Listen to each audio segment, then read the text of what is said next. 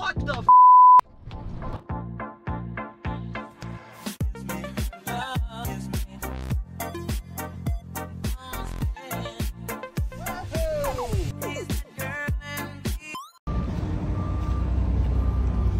All right, perfect. Well, I just came out, got the title and everything for this Grand Marquis sight unseen purchase, 50,000 miles. Woo, boy.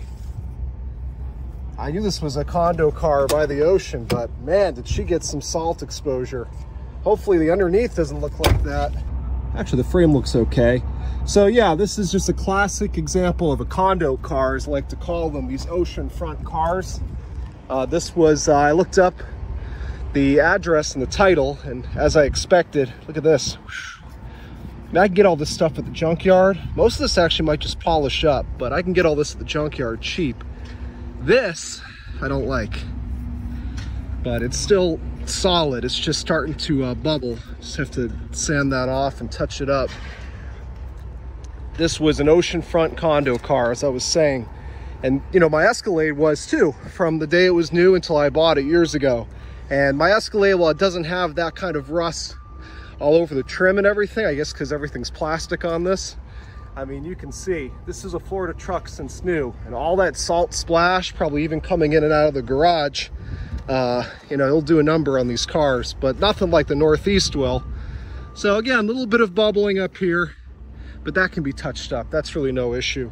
If that's the worst of it, and all these trim bits, you know, that's not a huge, it's a little annoying, but it's not a huge deal at all. I mean, as long as she runs and drives well. Now this is unfortunate right here. Can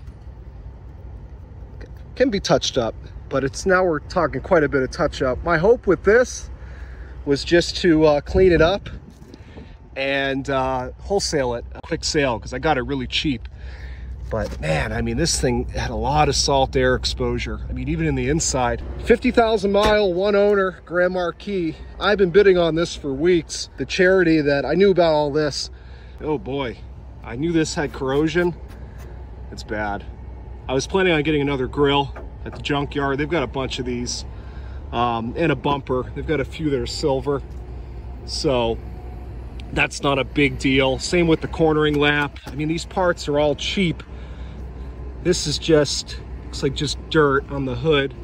Paint looks good besides those few issues where there's some oxidation. It's definitely garaged. So yeah, it just needs a lot of bolt-on bits, trim, and what year are these tires? All right, these are 17. That's good. Actually, they've got great tread. I was planning on having to put tires on it, but doesn't look like I'm gonna have to. So the money that I was gonna spend on tires, I saved. Yep, same thing, 17. And they're literally brand new in terms of tread, no dry rot at all. So that money I would have spent on wheels and tires, well, I mean, hubcaps, that's no big deal. I can put into sorting out all the cosmetics on the body. A little bit of, you know, tiny bit of surface rust starting on parts of the body that, you know, are definitely at the point they can be just touched up quick. This will buff right out, a little bit of scratching there. Rear bumper, similar story. This was a one owner, as I keep saying, old person's car. Actually, the rear bumper really isn't that bad. I mean, it's got some scuffing on it, but, you know, can probably get away with leaving this one on here. The car is not going to be perfect, especially now with the bits of touch up I have to do. But I'm into this thing out the door for 1,080. Like I said, I've been bidding on it for weeks. The charity it was donated to had a reserve of over $5,000. I mean, that's top dollar retail for this car, especially being a GS with cloth and everything. Top dollar retail, they wanted over $5,000, and every week I was the high bidder. This happens a lot with these charity cars, you know, they want a crazy reserve sometimes, and you just keep bidding on them. What happens is every week less and less people bid because they know the charity wants too much money, and they finally just give up and sell it to you. And so I ended up getting it. My past several bids were all over 1,000, like 11, 1250. I'm glad I didn't pay that much. Now seeing all the little, you know, rust touch up this thing needs. My high bid was 725 bucks. With fees, 1,083 out the door for a 50,000 mile, one owner Grand Marquis that otherwise, you know, besides those rusty bits, is in pretty nice shape. Original title, you know, it shows the delivery miles. The lady inside called it a Mercedes Marquis. I'm like, yeah, that's the one. Well, geez, I'm gonna need a jump. Wish I would just put it on my trailer. Okay, I got the hood open. I saw all this surface corrosion in the pictures. My Escalade's the same way, and it's been a great truck, so it doesn't deter me entirely, but you know, this isn't a super rust-free cream puff like Anthony sells, even though it's got the low mileage and the one owner history. Coolant looks okay. Just doing a basic fluid check quick. I mean, the oil, I know someone's gonna say it's not how you check it, but it's got something there, man, if the dipstick's showing that. Look at the corrosion. This is what salt water will do to a car. I mean, could this have been in a few salt water, you know, high tides, king tides as we call them down here, in its parking area? It could have been, but I don't think so. The car's too clean underneath the frame. I think this is just purely the salt air. I mean, it gets, you can taste the salt in the air when it's blowing off the ocean. But none of this will really affect anything. It is going to affect resale a little bit.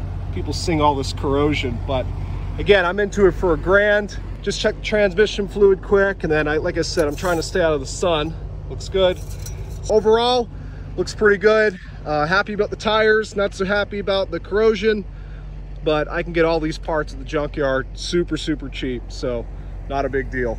All right, folks, I'm back home. Giving some power over here to the Grand Marquis. Just got back. Now remember, I still haven't heard this thing run. I was gonna have them jump it, so I was gonna drive it on the trailer, but then the fork guy said, hey, I'll just throw it on there for you. They put it next to it because I wasn't around, and that was just way easier and quicker just for them to throw it on here with the forks. So I still haven't heard this thing run. Let's hope for the best. I don't know how long this has been sitting for.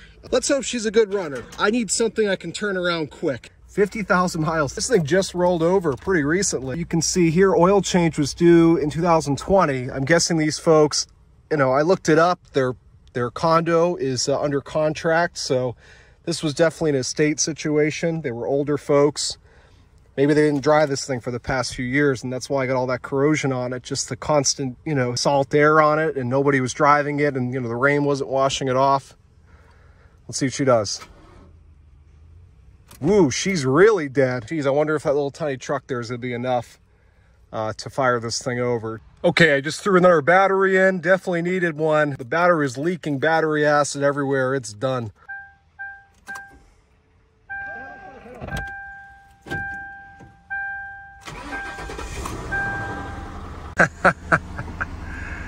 She fired right up beautifully. I hope that gas isn't too old. It's got almost a full tank. I don't want to say anything else yet, so we're just going to let her run.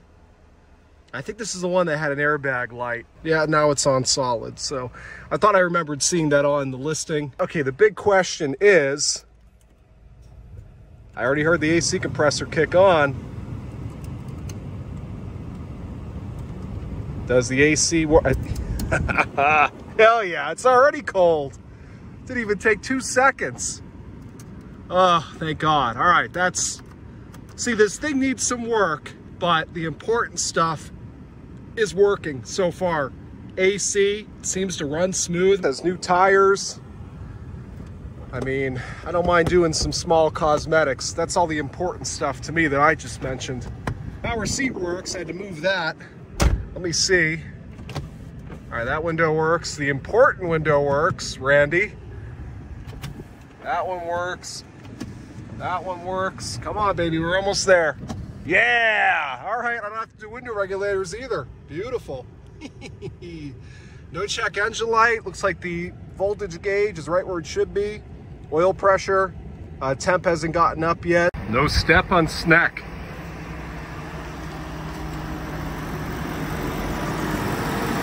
Sounds like she runs perfect. I don't feel any misfire. You can see how cold the AC line is already. It already has condensation on it. Let's see if we got any misfire out the tailpipe or smoke. Definitely no smoke. Oh, this is just what, a one muffler car? Okay. Yeah, no miss whatsoever. A little condensation, it's been sitting, but No mist, no smoke. Let me pull it off the trailer, see if she goes into gear. Right into reverse, no problem there. I put all my faith in this window here. It's gonna go back up. All right, smooth landing. Let me go ahead and get out to the street. All right, folks, forgive the AC noise. I need it. Here we go. Goes in drive, by the way. First to second. Second to third. Just overdrive, I think, right? Or are we already in the top gear? Oh, there we go, overdrive. Beautiful, shifts, drive straight. I can't go too fast. I've got the hood open a little bit because the battery I put in is not the right one. It doesn't quite fit. Drives like a 50,000 mile Grand Marquis should, even for when it's been sitting. I mean, this car feels great. Steering, brakes. This is going to be an uneventful one, I think, everybody, in terms of the test drive. I mean, these Panther cars, if you don't know, you should know. They're super reliable. I've always had a thing for these. I've bought and sold many. I do miss driving one of these. I mean, they drive so nice. They're so quiet, so smooth. The engine runs perfect. No tuning up needed here. I'll do an oil change, obviously. It's been sitting. I've been driving for a few more minutes, and exactly as you would expect it to drive for a 50,000 mile Grand Marquis. Very pleased with this purchase. $1,083 out the door for a 50,000 mile, one owner. You can see the odometer does spin, so that is true mileage. Carfax verified, everything. Great buy. Very happy with this one. All right, just wanted to take a quick look around this thing, and we already checked the window switches, the mirrors work. Power locks, power seats, cruise. It's not going to activate at this, you know, being parked. Let's see what we got in the glove box. I haven't looked at any of this yet. Looks like we got all the books, which is awesome. That's what it should look like in the front, not all corroded. Yeah, it looks like all the books are here. What do we have here? Hollywood, Lincoln Mercury, just like the thing on the front. It definitely needs a little bit of detailing on the inside. I mean, nothing crazy. What's this right here? Unbelievable. It still has the little airbag thing. It would have hung from the, I think it would have hung from here when the car was new, if I remember correctly. Got an earplug in here. Let's see what's in the trunk. I have not looked yet. No bodies, despite the big trunk this thing has. Like I said, I knew this was an old person's car based off what I found online, and well, that'll tell you too. Oh yeah, you always get one of these. Hey, look, nice. One of the trim pieces, I only need one. I know these drips right here all too well. This is from parking garages when the concrete, they probably need to have their building looked at. That is when you have water intrusion through concrete, and it'll, you know, drip all over the cars and leave those marks on the paint. It'll come off just with a simple wash, but I know because I used to store a lot of my cars in the parking garage that was leaking like that. Okay, so I don't know why, but I went around and cleaned all of the, I don't know if you'd call this the belt molding technically, or if it would just be a window trim. Let me know. But I cleaned it all the best I could, removing the corrosion. Check this out.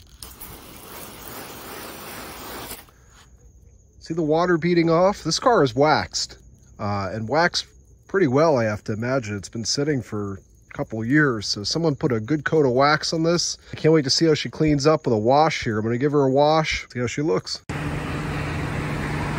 Okay, so to close out this video, I just wanted to bring her into the light and show you how she looks after a quick wash. Now I can really see what I have to attend to in terms of cosmetics. There's just like, again, surface scratches that I have to compound out. Little mark on the hood there. Weird yellow spot here. I imagine all that's gonna compound out. A couple spots here and there. I mean, I can look at, that's coming right off my fingernail. I took all the Copart stuff off, but overall, I mean, you can see she cleans up real nice, and this thing had a good coat of wax on it from the previous owner. Obviously, at some point, they cared about this car quite a bit and must have fell ill, and it just sat, and all this happened to it. I'm not gonna make this car perfect, you know, I am not. Specialty Motor Cars, but I will make it as nice as I can without investing too much time into it. So the driver's side, definitely the prettier side right now. You can see I didn't get a chance to clean up this chrome. I was able to get these upper trim pieces perfect. The lowers, I mean, they actually look pretty good. Again, a little buffing to do here. Keep an eye out for part 2 because there's still quite a bit more to do to this. A lot of cosmetics, front bumper, trim pieces, corner lamp, whole bunch of stuff to do, but it's nothing major. Hubcaps, but this thing is going to clean up really nice. It's already halfway there, just with some basics here on day 1. So looking really forward to bringing that to you guys. Make sure you keep an eye out for it. Thanks for watching, and I'll have part 2 out as soon as I can.